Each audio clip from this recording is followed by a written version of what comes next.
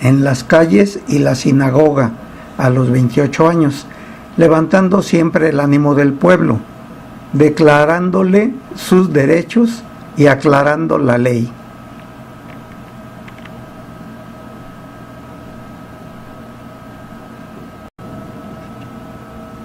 Lo que puso en cuidado a los sacerdotes y doctores, puesto que cada vez que Jesús hablaba en la plaza, había revueltas.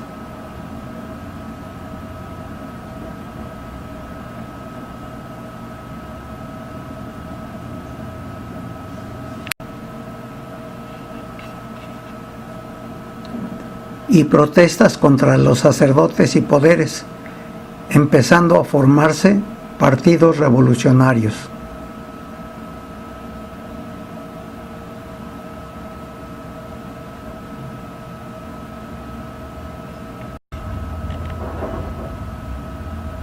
Su moral era perfectamente civil, nada de misticismo, pero siempre acusadora.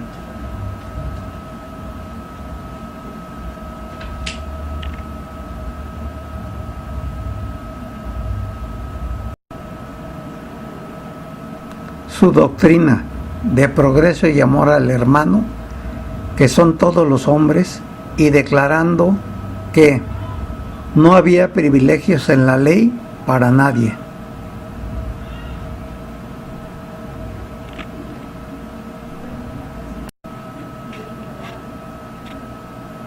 Ni las castas son por ley divina, sino por la ley humana a causa de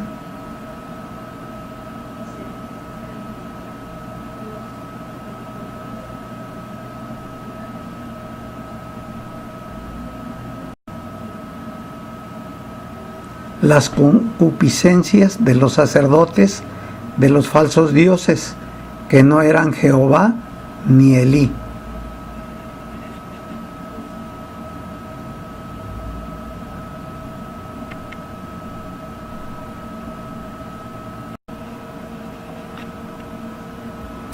En sus controversias con los doctores de la ley y con los sacerdotes sobre las escrituras, era intransigente.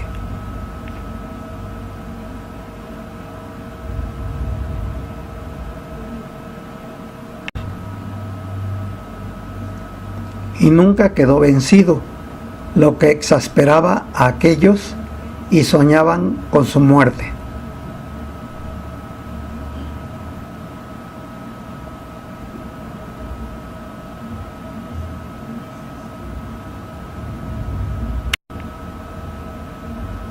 De lo que fue avisado por Arimatea y otros, pidiéndole que dejara la ciudad, pues a cada instante se revolucionaba.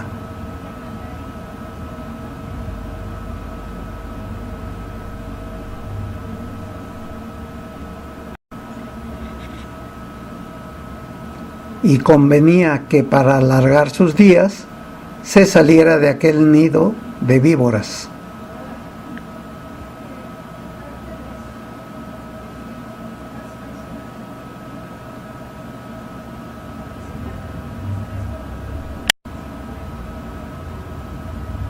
Jesús no lo hizo de buena gana, pero hubo de obedecer por el bien de la escuela escénica.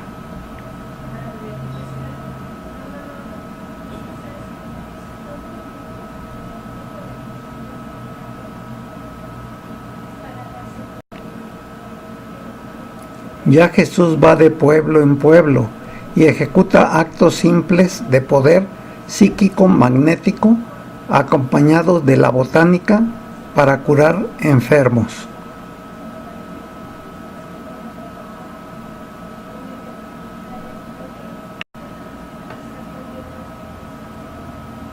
La ignorancia y la superstición del pueblo empezó a clamarlo por lo que no comprendía, y ya le seguían algunos deseosos de aprender y acompañarlo.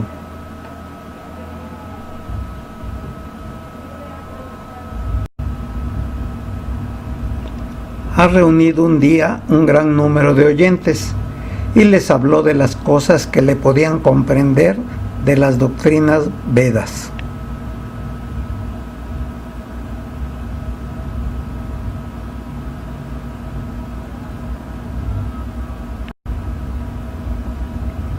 ensalzando la humildad, la mansedumbre, el trabajo y la ayuda mutua, lo que han llamado el Sermón de la Montaña o de las Bienaventuranzas.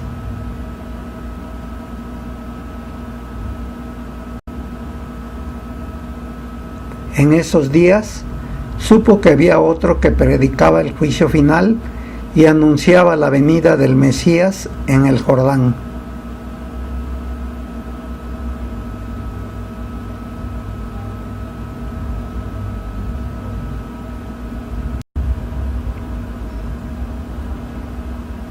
Acude a sus medios facultativos y ve y oye que es su pariente Juan.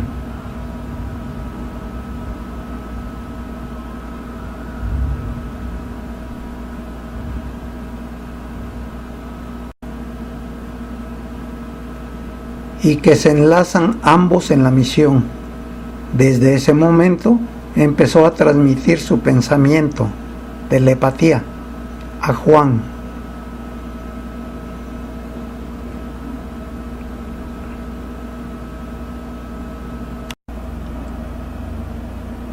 Que ya lo tenían por profeta y el mismo Jesús lo predicaba.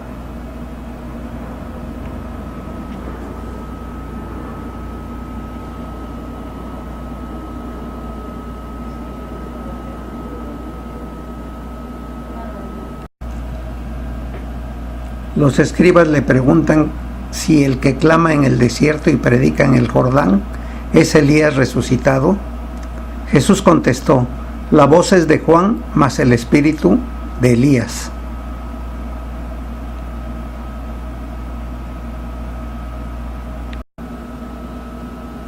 ¿Y eres tú mayor que aquel? Le interpelaron, porque su maldad buscaba siempre causa de acusación. Pero Jesús les contestó: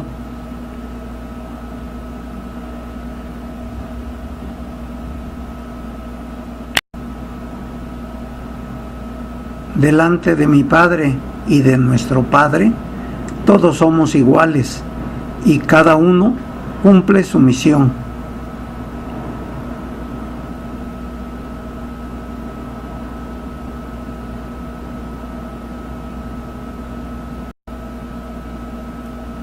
Entonces Jesús se dispone a ir a ver a Juan y deja a sus pocos discípulos porque no le convenía llevar testigos de vista.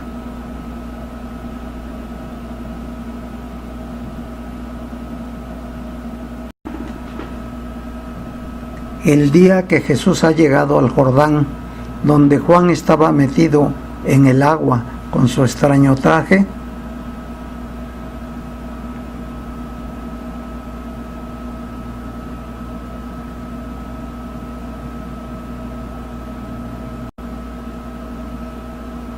fustigaba en tal forma a las gentes que Jesús oyó cuando lo llamó raza de víboras y tembló.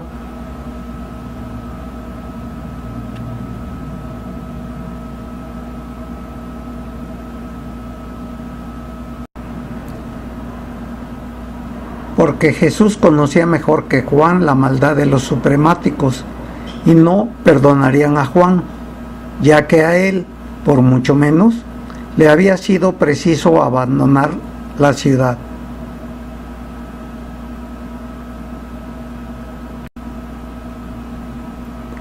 Como la hipocresía era grande, los ablucionistas habían hecho costumbre de que se las diera el profeta.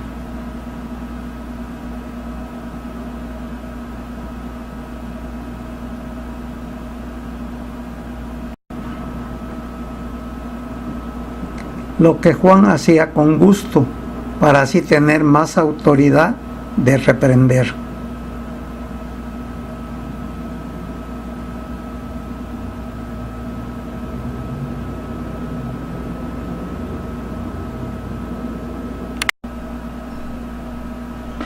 Y de Juan el Solitario lo convierten en el Bautista, no los judíos, sino Pablo, Saulo, uno de los tantos bañistas que acudían por curiosos.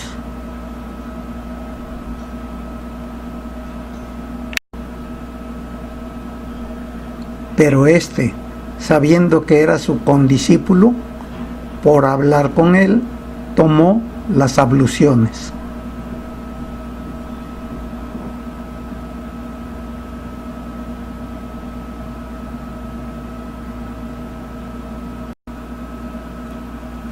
A esto se debe que Pablo, más tarde, al instituir la iglesia cristiana, adoptara el bautismo de agua para entrar en su iglesia.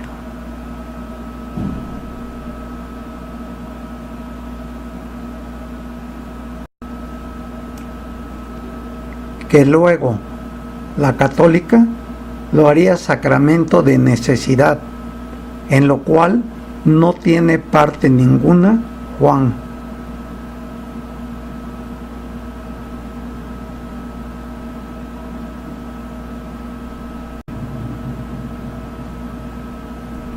Jesús, en medio de la multitud, entró también a recibir las abluciones y, mirándose frente a frente los dos,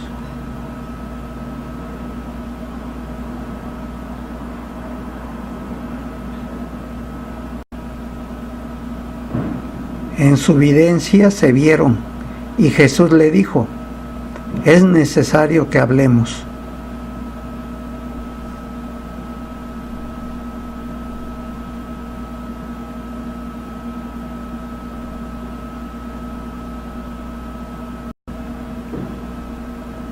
Y Juan, terminando su sermón, que fue más hiriente que los días anteriores, ¿acaso porque ya veía su continuador o su ayuda?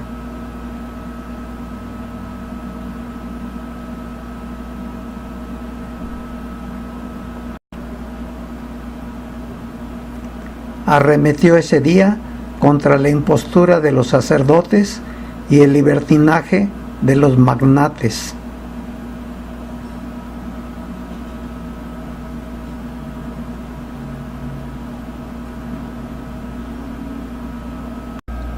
Y la gente empezó a decir: este es Elías.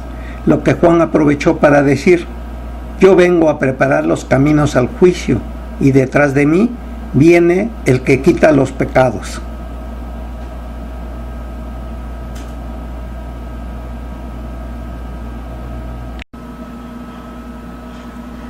No aludía Juan a Jesús, sino al juez que había de venir cuando se cumplieran las profecías.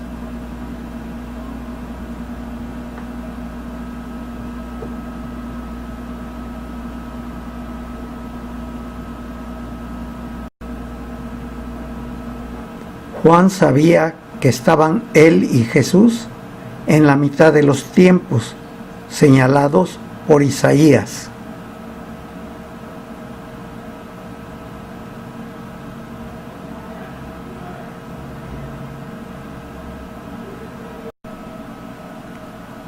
Hasta entonces solo se había hecho roturar, preparar la tierra, y ellos eran los sembradores.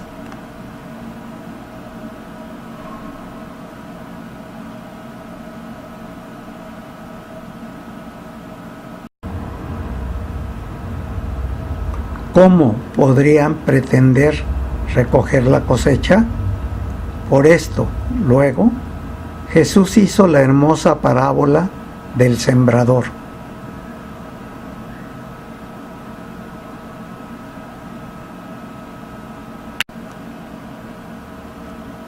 Recibido las abluciones Jesús, sale Juan y se van hacia el desierto, presentándolo Juan a sus discípulos como maestro y predicador de la misma causa.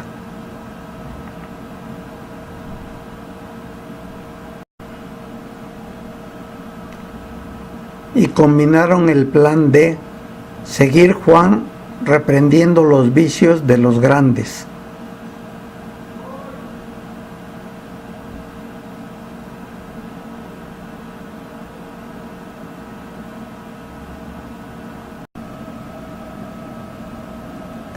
y Jesús predicando a los humildes, descubriéndoles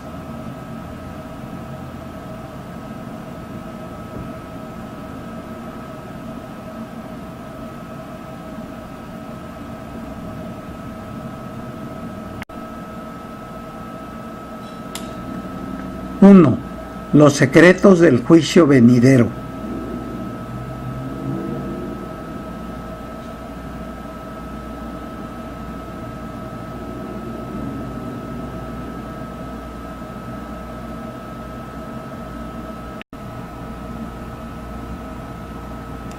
2.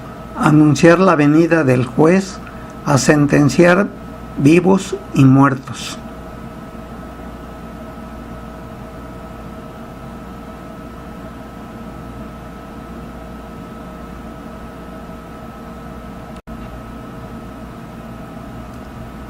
3. Prometiendo al mundo el Espíritu de verdad y el reino del Espíritu.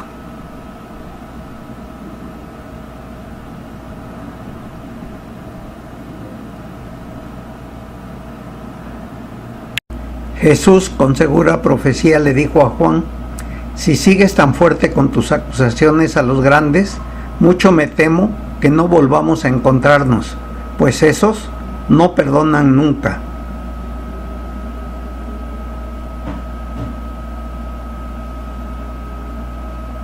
Juan le contesta: hasta hoy medí mucho mis acusaciones. Hoy que ya estás tú para continuarme, no transigiré con la maldad, y si caigo, recoge a mis discípulos para que no flaqueen.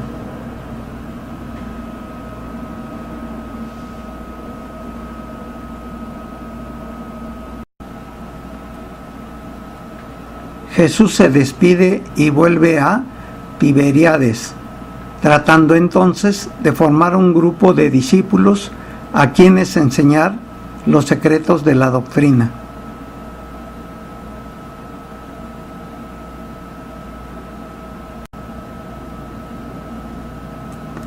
Y es cuando empieza a predicar en parábolas para no ser atajado por los sacerdotes y sus espías, escribas y fariseos que lo seguían.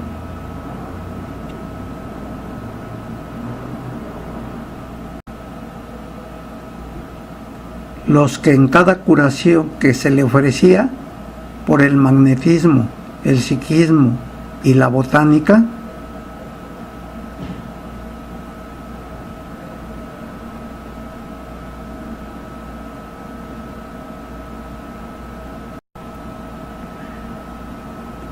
los fariseos apoyaban la ignorancia y el entusiasmo de los curados, propagando los milagros que figurarán como acusación.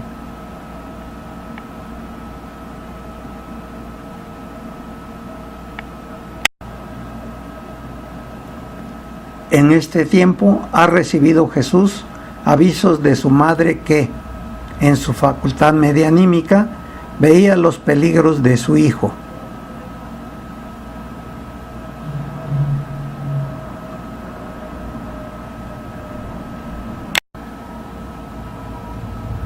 Y consintió en ir a Nazaret a conocer a sus hermanos, descansar un poco y arreglarse, pues andaba ya hecho una lástima en su vestimenta.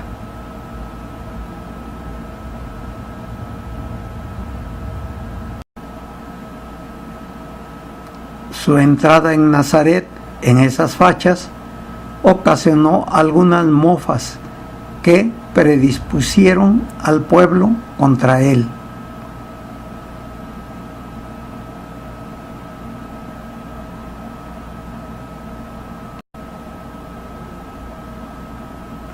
Probándose en esto el adagio de que nadie es profeta en su pueblo.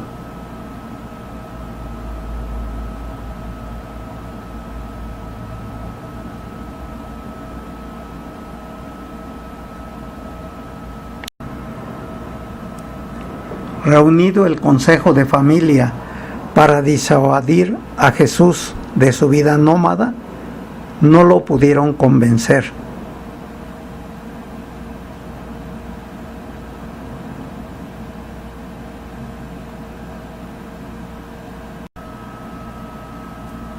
María buscaba todos los medios y le anuncia las bodas de unos parientes en Canaán, pidiéndole que asistiera, prometiéndolo Jesús.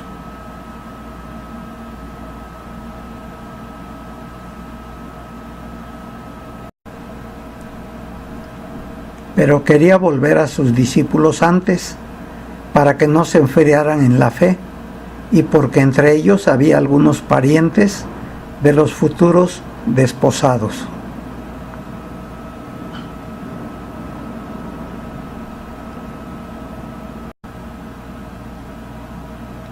Jesús concurrió a Canaán, llevando consigo a sus discípulos primeros, Juan y Andrés.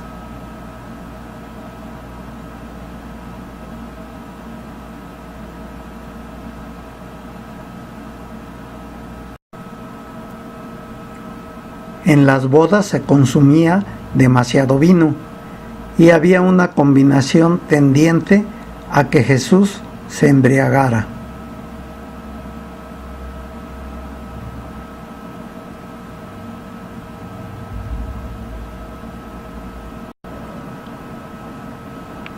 Y saliera casado, y de esa forma formaría familia, y esto acabaría los temores de la madre y sus hermanos.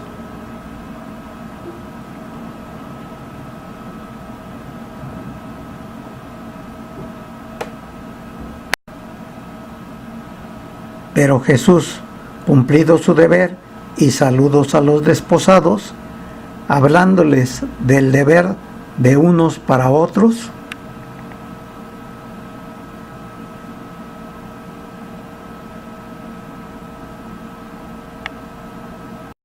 se retiró diciendo a su madre: «No es prudente mi estancia entre esta gente, capaz de consumir el agua de todas las tinajas si se convirtiera en vino».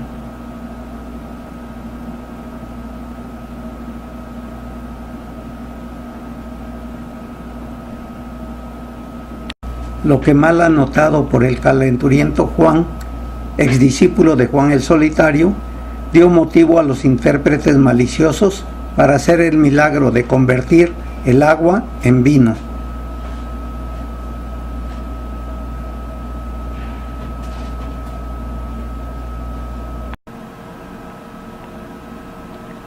El plan de María, sin embargo, ha triunfado. Hay ahí dos mujeres que se fijan en Jesús, las dos bellísimas.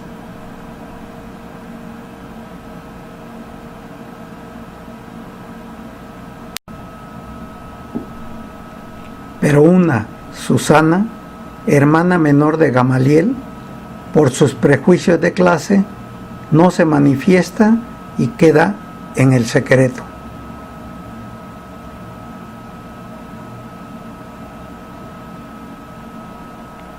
La otra, pariente de María, menos sabia que Susana pero aún más bella, oye las peticiones de la madre y concierta con ella encontrarse con Jesús, al que invitará a su casa a un festín.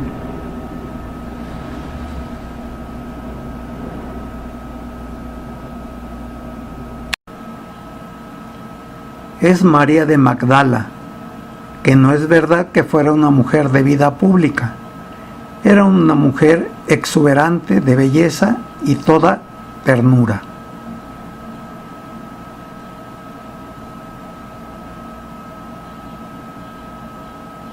Pero que despertó la vista de Jesús su corazón al amor.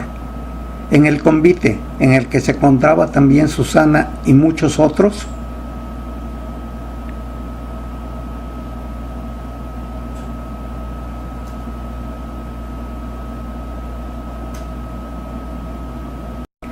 Magdalena se descubre en toda su arrebatadora belleza, cubierta con el sin igual manto de su cabellera y rompiendo con todos los atavismos y prejuicios,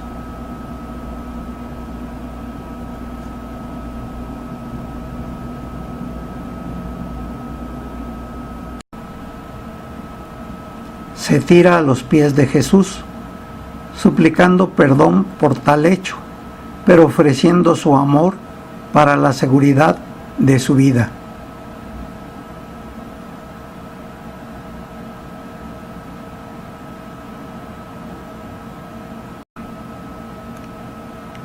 Sigue sus prédicas Jesús. Han arreciado los escribas su campaña difamándolo y quieren tentarlo.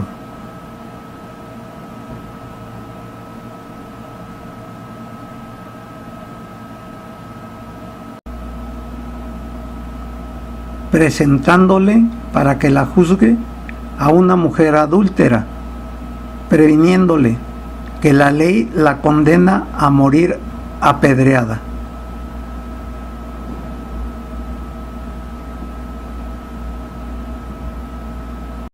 Jesús les contesta: si entendéis la letra que mata, ¿por qué no comprendéis el espíritu de la ley?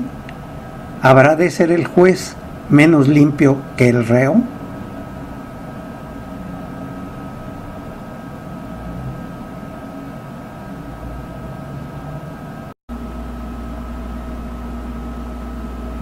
Pues el que de vosotros esté limpio de culpa, que tire la primera piedra.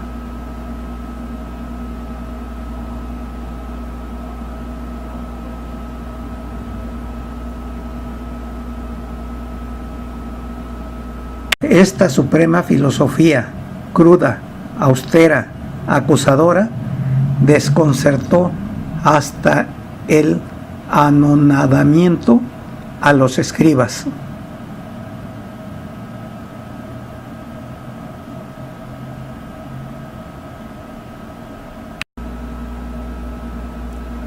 Pero no se quedaron conformes, pues ellos no entendían más que la letra.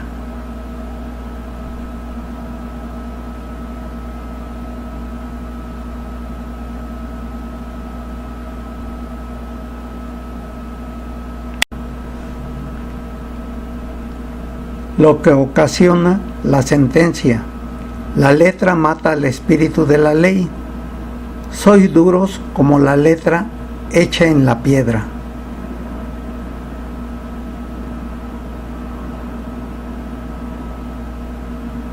Lo que comprendieron como ofensa a las tablas de la ley, y les replicó: ¿os contentáis con tener la ley en las tablas, encerrada en el arca?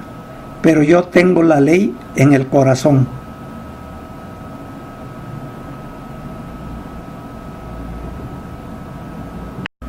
Se hace superior a Moisés, objetaron los escribas. Yo fui antes y después de Moisés, y no vengo a invalidar la ley, sino a cumplirla.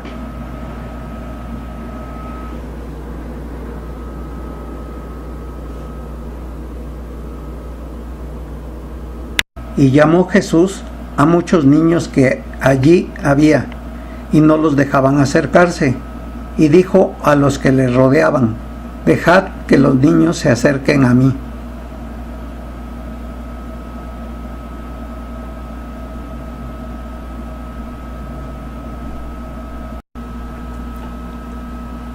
Porque en ellos se graban fácilmente las verdades, porque son corazones limpios.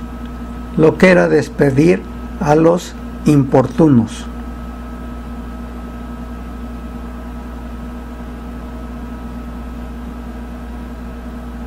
Corría la canícula del año 31, y mientras estos hechos de Jesús, el otro hombre, Juan, fustigaba acremente a los magnates. Herodes Antipas, tetrarca de Galilea, aprecia y respeta a Juan.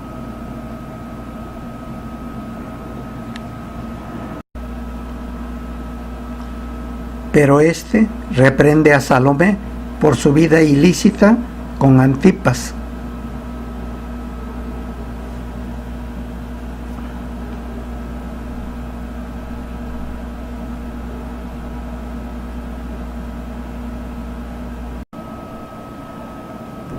Y ésta odia a Juan y consigue la prisión de éste, al que encierra en el castillo.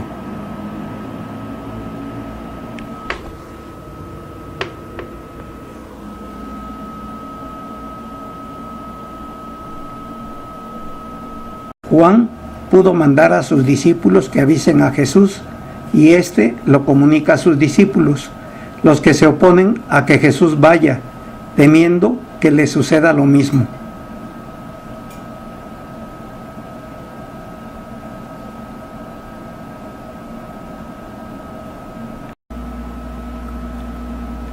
Pero Jesús les dice: aún no ha llegado mi hora, pero no quiero acompañarme de débiles y cobardes.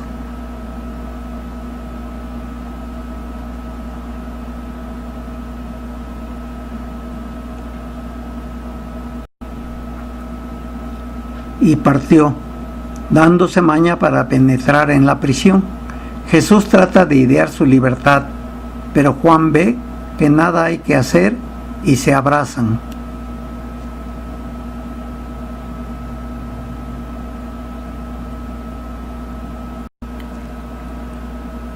Entregando Juan a Jesús su herencia en sus discípulos, pero le dice solemnemente: te queda la semilla que yo no he podido sembrar.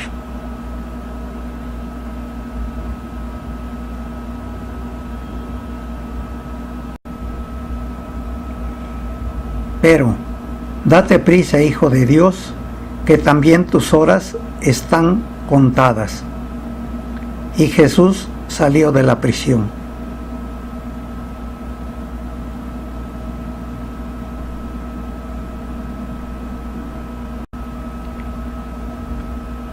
Quedando Juan esperando la cuchilla fatal, pero conforme, porque queda un continuador.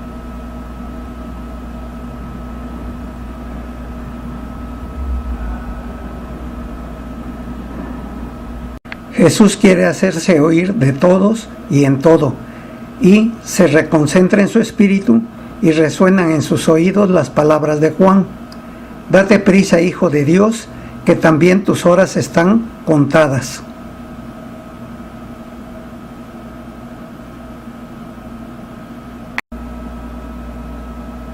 Y Jesús, para darse autoridad y prolongar todo lo posible su vida, empezó a llamarse Hijo de Dios.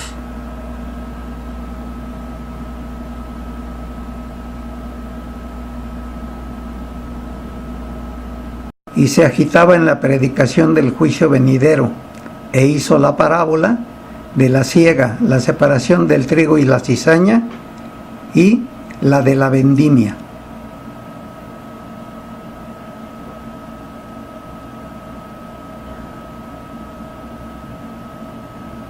Tanto se agitó que se debilitaba demasiado y sintió la necesidad de acudir a su madre, que temblaba por el fin que preveía para su hijo, como lo había tenido Juan.